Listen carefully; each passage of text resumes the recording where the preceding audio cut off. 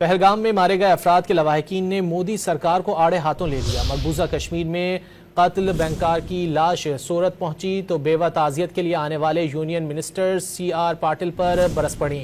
सवाल उठाया कि पहलगाम में सिक्योरिटी एहलकार क्यों मौजूद नहीं थे। पहलगाम में मारे गए अफराद के लवाहिकीन ने मोदी सरकार को आड़े हाथों ले लिया। मकबूजा कश्मीर में कत्ल बैंकार की लाश सूरत पहुंची तो बेवा ताजियत के लिए आने वाले यूनियन मिनिस्टर CR पाटिल पर बरस पड़ी। सवाल उठाया कि पहलगाम में सिक्योरिटी एहलकार क्यों मौजूद नहीं थे। કાશ્મીરનું નામ બદનામ કરો છો। કાશ્મીરમાં કઈ વાંધો નથી, વાંધો આપણી સરકારની સિક્યોરિટીમાં છે।